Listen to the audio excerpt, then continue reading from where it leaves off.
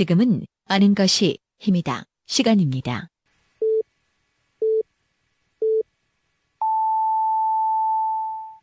Welcome to the best podcast. Knowledge is power. Eyes in the sky, gazing far into the night. I raise my 네, 계속해서 이어지는 아힘뉴스 2부는 한 주간의 대전 충청 지역의 뉴스를 정리해드리는 대충뉴스 시간입니다. 오늘도 역시 중도일보 임병환 기자 연결되어 있습니다. 기자님 안녕하세요. 예, 안녕하세요. 네, 반가운 비가 쭉 왔습니다. 예, 좀 처음에는 좀 반갑게 시작하더니, 생각보다 많은 비가 내려서, 네, 오히려 좀 피해가 발생할 정도였죠. 여름의 전체 강수량을 봤을 때는 이번 비가 좀 한꺼번에 많이 오긴 했지만은 그렇게 네. 피해가 우려될 상황은 아니었던 것 같다는 생각도 들어요. 강수량을 보면은. 그런데 네. 그 재난 방제, 뭐 배수 관련 이런 것들 때문에 좀 네. 피해가 예상보다 많이 생긴 게 아닌가 저는 그런 생각이 좀 들더라고요. 비를 보면서요.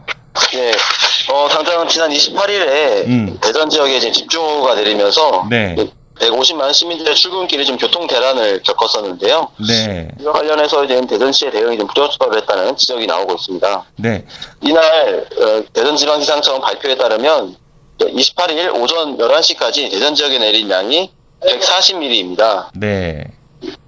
이렇게 지금 140mm는 누적 강수량이고요. 그 중에 절반가량인 65.3mm는 이날 오전 4시 58분부터 5시 57분까지 1시간 만에 65mm의 비가 쏟아져 내린 것이죠. 이제 출근 시간을 앞두고 새벽 시간에 1시간에 65mm 많은 양의 비가 내리자 유성구를 중심으로 도로 곳곳이 침수되는 일이 발생했습니다. 성인 허벅지까지 물이 차올랐고요.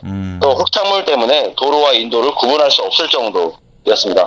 그다음에 도로 침수 사실을 모른 채 출근길에 나선 시민들은 오지 않는 버스를 기다리거나 아니면 차량 운행에 침수가 돼서 더 이상 앞으로 가지 못하는 상황이 발생했었고요. 또 이 침수된 차량을 견인하는 어떤 이런 과정이 뒤엉키면서 출근길 현장이 아수라장이 돼버리는 일이 있었죠. 이날 비 때문에 주택 침수 25채, 도로 침수 41건, 그리고 담장과 축대 붕괴 등이 이루어졌는데, 이렇게 많은 비가 내릴 때 현장을 통제하거나 이런 행정력이 없어서 그 후에 어떤 이 비의 많은 양의 비가 내린 것과 함께 현장에 대한 대응이 좀 부적절하지 않았냐 이런 논란이 나왔던 겁니다.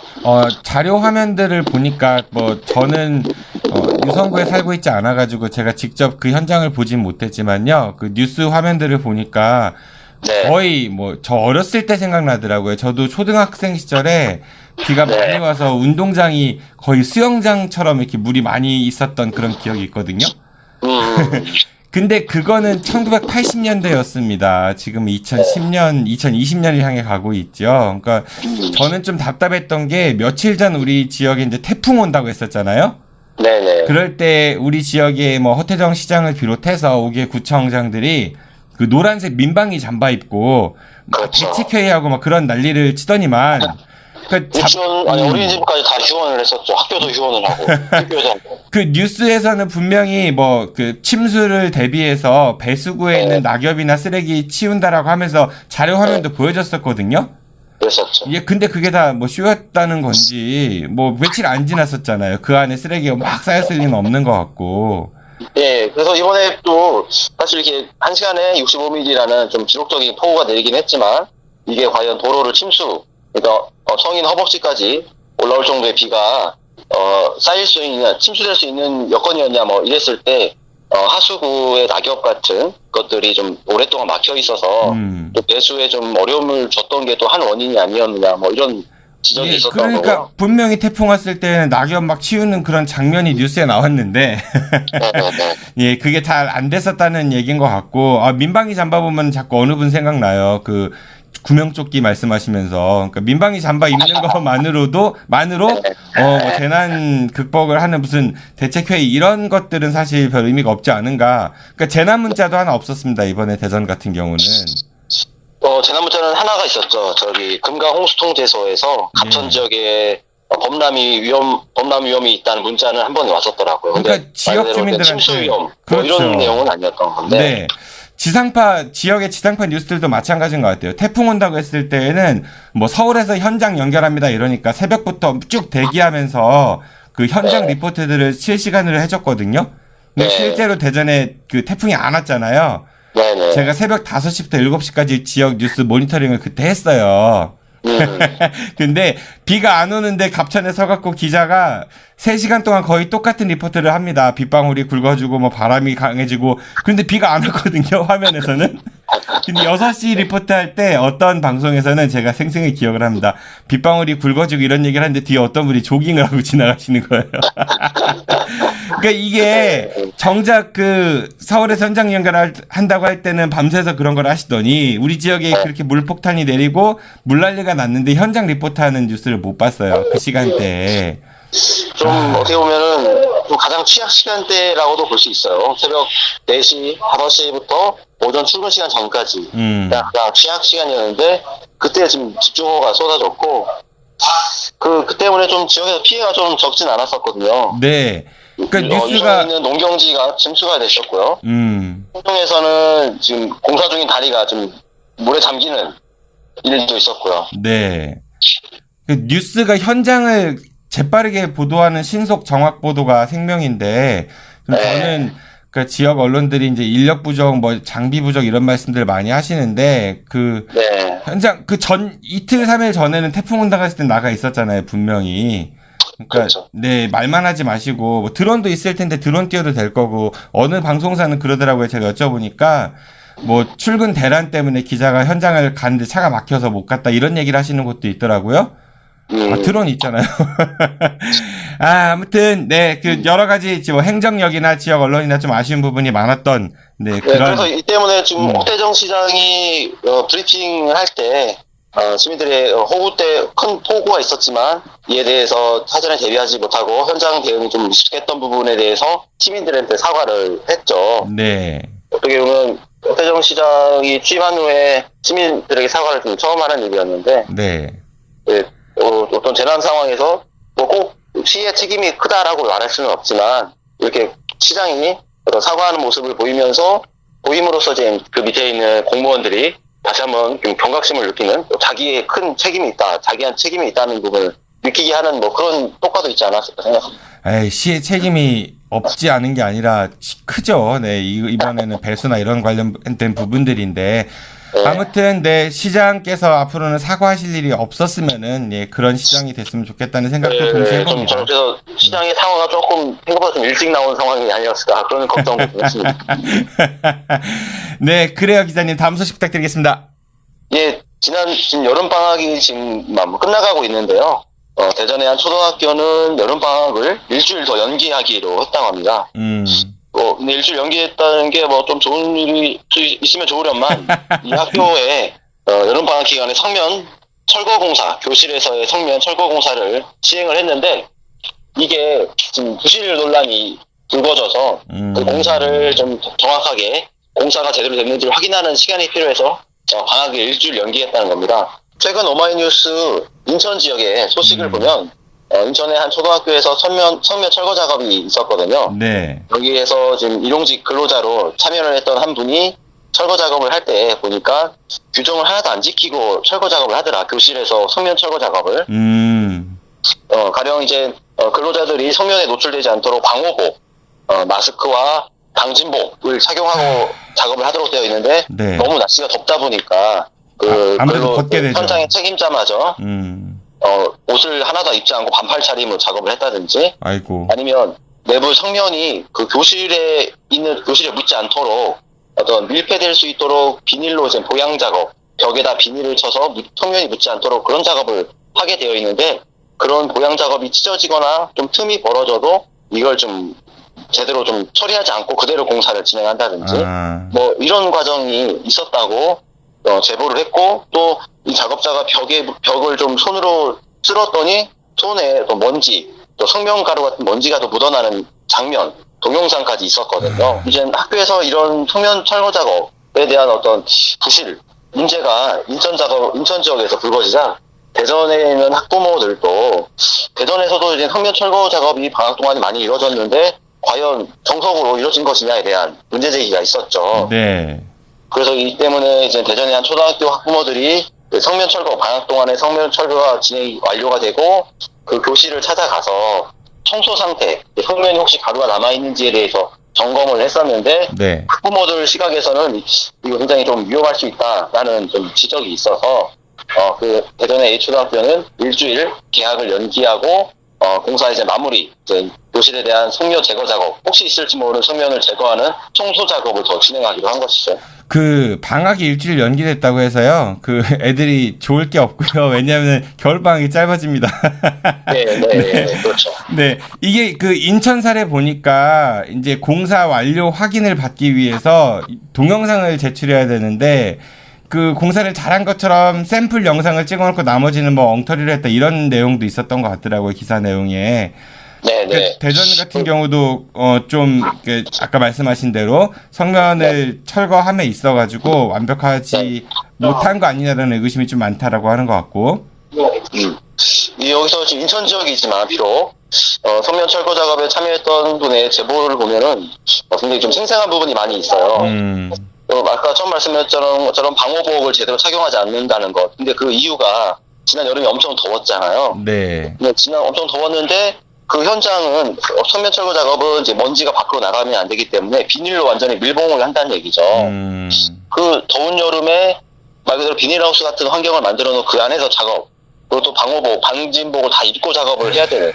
사실 여름에 그렇게 작업을 한다는 게 사실 상식적으로 참 쉽진 않은 거잖아요. 생각만 해도 좀 끔찍한 것 같고, 그리고 잘못하다가는 그 열사병 이런 걸로 더 위험해질 수도 있을 것 같고요. 이분의 제보를 보니까 사실 이런 작업은 사실 여름에는 할 수 없는 작업이겠다라는 생각을 얻게 됐고요.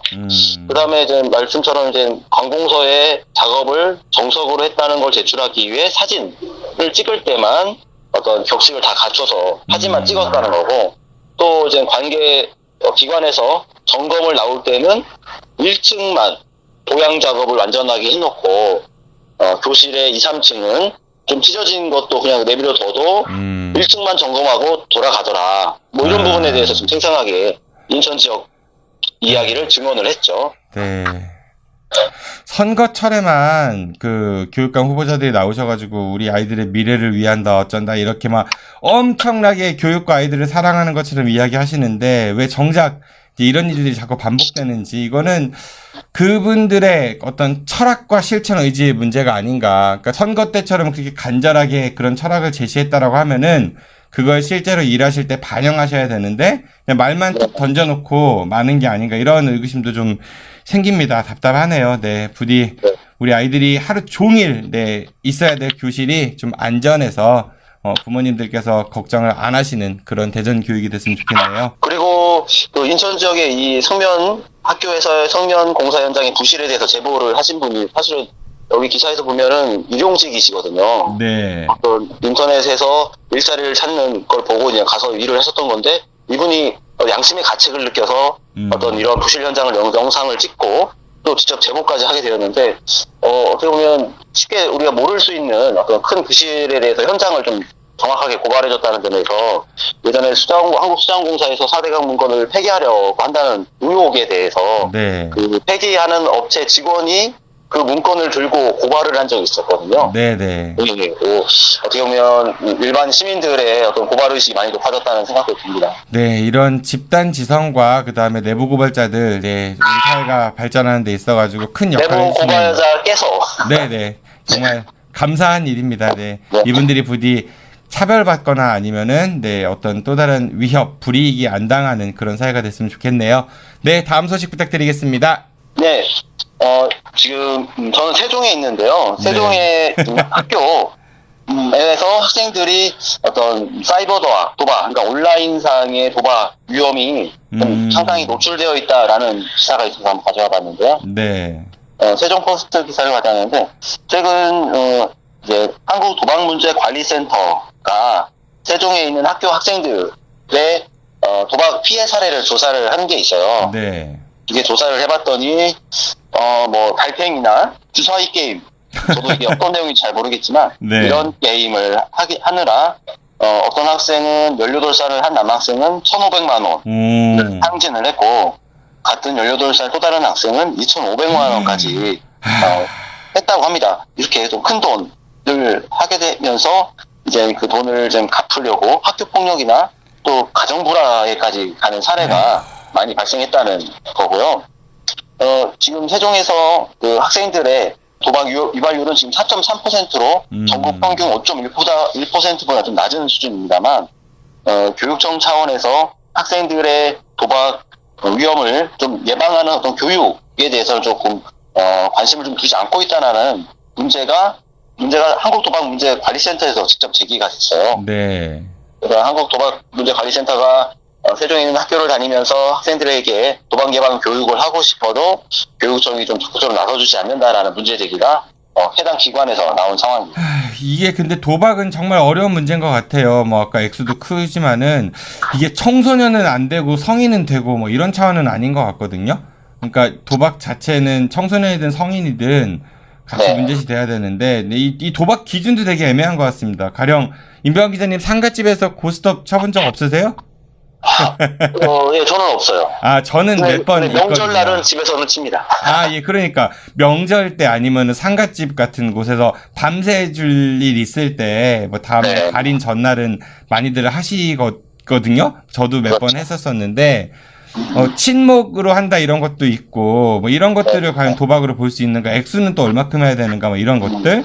이게 또 좀 더 범위를 넓혀보면은 예능 프로그램에서 왜 게임 해가지고 뭐 상 받고 벌 받는 거 있잖아요.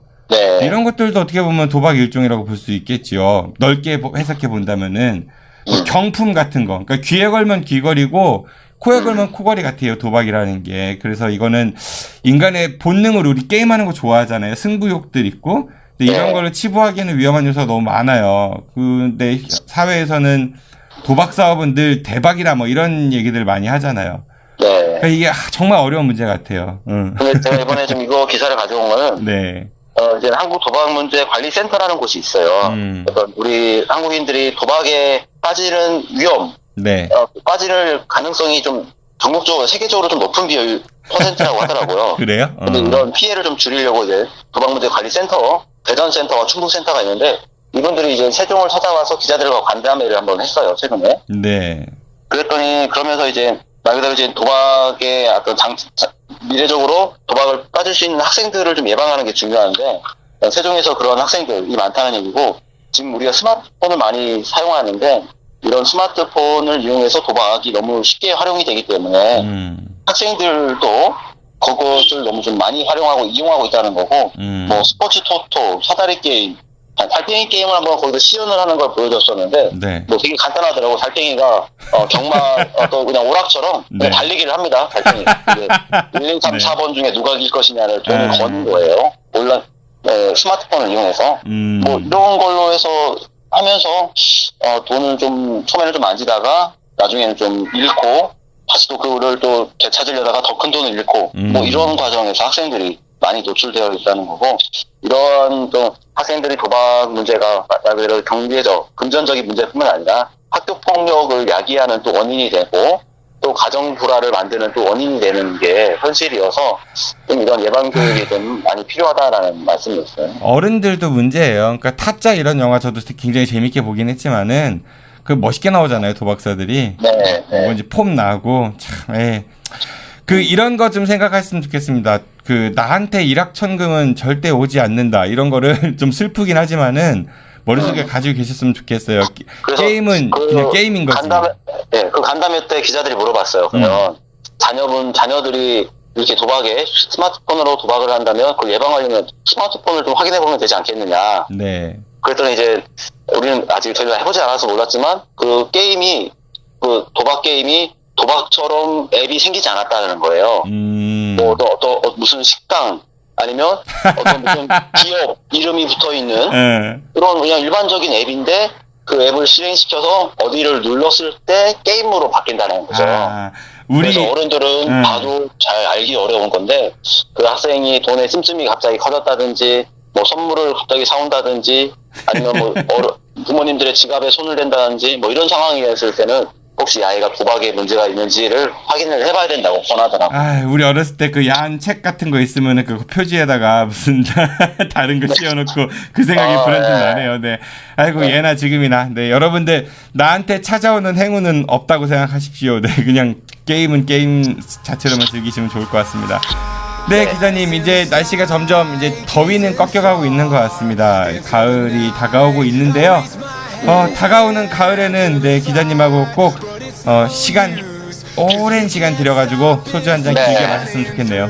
네, 저도 그렇습니다. 네, 오늘 말씀 고맙습니다. 안녕히 가십시오. 네, 수고하셨습니다. 지금까지 대충뉴스의 중도일보 임병환 기자였습니다. 오늘은 여기까지입니다. 즐거운 주말 보내시고요. 저는 다음 주 월요일에 다시 찾아뵙겠습니다. 지금까지 진행의 정진호였습니다. 청취해서 고맙습니다. 안녕히 계십시오. I'll be back.